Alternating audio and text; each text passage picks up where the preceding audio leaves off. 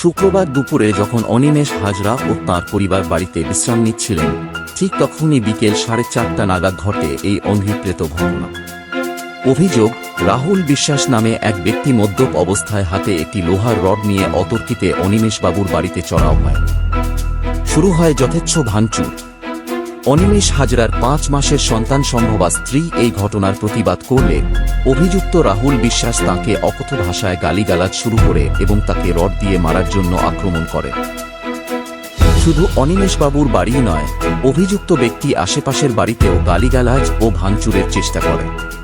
পরিস্থিতি উত্তপ্ত হয়ে উঠলে প্রতিবেশীরা একজোট হয়ে বেরিয়ে আসেন। এলাকাবাসীর তাড়া খেয়ে শেষমেশ ঘটনাস্থল ছেড়ে চম্পট দেয় অভিযুক্ত রাহুল বিশ্বাস। অভিযোগ আঙুল তুলেছেন স্থানীয় কয়েকজন ব্যক্তির বিরুদ্ধে। আমি খাচ্ছিলাম, ও গালাগালি দিতে দিতে এসছে। কে কে ওই রাহুল বলে একটা ছেলে। কোথায় থাকে? এখানেই থাকে, এই পাশের রাস্তার ওইদিকে থাকে।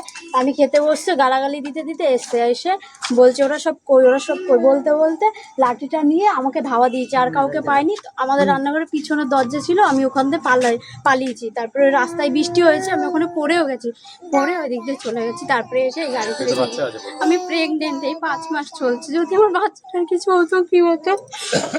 কে ওটা কে? ওই দিকে বাড়ি রাহুল বলে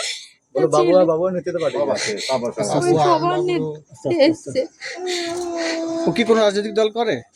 হ্যাঁ, ওকে কোনো পার্টি? তৃণমূলের লোক? কেন হঠাৎ করে আপনার বাড়িতে হামলা চালালো কেন? আমার ভাগনা এজেন্ট বসেছিল, বুথ বিজেপি, তাই এসে বলছে ওরকম গালাগালি দিচ্ছে আর বলছে ওরা সব কই। আমি বলছি কেউ নেই, তাও শুনছে না। দুপুরে আমাকে মারতে গেছে, তখন আমি পালিয়েছি। কি চান আপনি?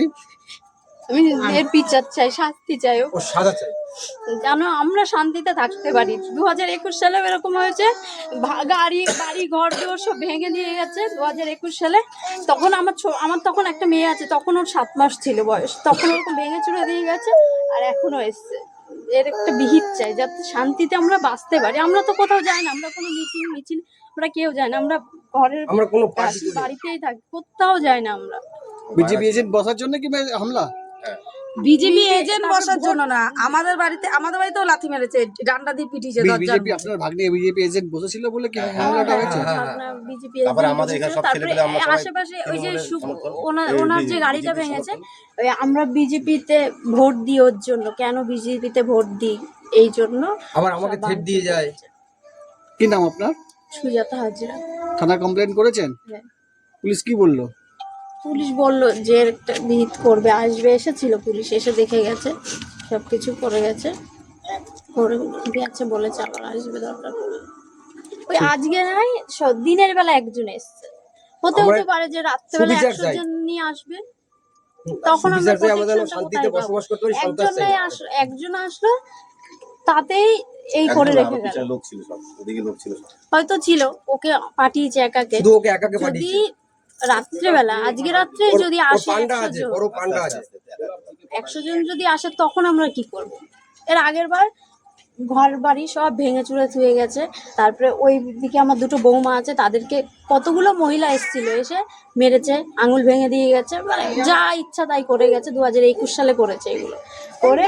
এখন ভোট হতে পারেনি, কে জিতেছে কে জেতেনি সেটাও জানে না, তার আগেই এরকম শুরু করেছে ওরা। আর চোর দুমে বাড়ি মেরেছে।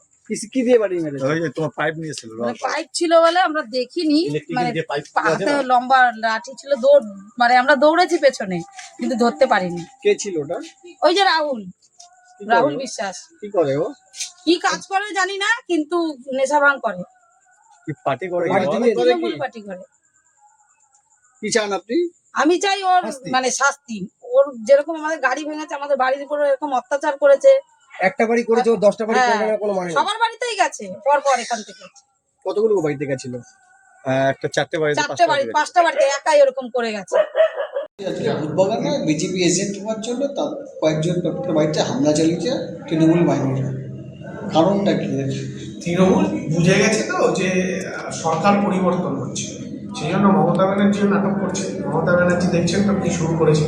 আসলে উনি যে কোনোভাবে পরিবেশটাকে উত্তপ্ত করতে চাইছেন, কারণ ওরা ভাবছেন শেষ আশা যদি কাউন্টিংয়ে কিছু করতে পারে, যেভাবে বিগত বছরগুলোতে করে এসছে। সেই মমতা ব্যানার্জি সেইভাবে উস্কাচ্ছে তার দলীয় কর্মীদের। আর পাড়ায় পাড়ায় যখন তৃণমূল কর্মী মানে হচ্ছে পাড়ার কিছু মাতাল লুটবেন তারা, ফলে মমতা ব্যানার্জি ওখান থেকে উস্কাচ্ছে। আর তারা চেষ্টা করছে যে বিজেপির এজেন্টদের ভয় দেখিয়ে যাতে তারা কাউন্টিংয়ে না যায় বা কাউন্টিংয়ের আগে একটা উত্তপ্ত পরিবেশ তৈরি করার, এটা মমতা ব্যানার্জির মানে ব্রেন চাইলে উনি এটা উস্কাচ্ছে, সব জায়গায় ছড়িয়ে দেওয়ার চেষ্টা করছে। কিন্তু মুশকিল হচ্ছে ঠিক যেভাবে ভোটের দিন তৃণমূলের সমস্ত পরিকল্পনা ব্যর্থ হয়ে গেছে, কোনো লুম্পেন রাস্তায় বেরোয় না। আমাকে তো তৃণমূলের কিছু সিনিয়র লিডার বলছে এতদিন ধরে 5 বছর ধরে এই গুন্ডাগুলোকে পুষলো কি করতে, ভোটের দিন যদি কোনো কাজে না লাগে। অ্যাকচুয়ালি আর তো কেউ বেরোয়নি। ঠিক কাউন্টিংয়েও তৃণমূলের এই যে পরিকল্পনা, মমতা ব্যানার্জির যে পরিকল্পনা, এটা নির্বাচন কমিশন একদম ধূলিসাৎ করে দেবে। দাদা একটা গুরুতর অভিযোগ উঠছে, মহিলাও ছিল, তাকেও বলে ধাওয়া দেওয়া হয়েছে। মহিলাকে ধাওয়া করা হয়েছে লাঠি দিয়ে। যে লুম্পেনদের হাতে রাজনৈতিক ক্ষমতা, তাদের কাছে এসব কোনো গুরুত্বপূর্ণই নয়। তারা তাদের কাজ করছে এবং এর নেতৃত্বে হচ্ছে ওই অঞ্চলের যে কাউন্সিলরের স্বামী, সে তার নেতৃত্বে সেসব অঞ্চলে। আর ওখানে তৃণমূলের 2 লুম্পেন আছে, তাদের নামে তো স্পেসিফিক আপনারা কমপ্লেনও হয়েছে তাদের বিরুদ্ধে। তবে তাদের ওই একই কথা বলবো যে এখন আর পুলিশ তো ওনাদের কথায় উঠবে বসবে না। আর এই ধরনের ঘটনা না ঘটানোই ভালো, কারণ এত টাটকা ঘটনা হলে 4 তারিখ আমার রাজধর্ম পালন করতে তো একটু অসুবিধা হবে।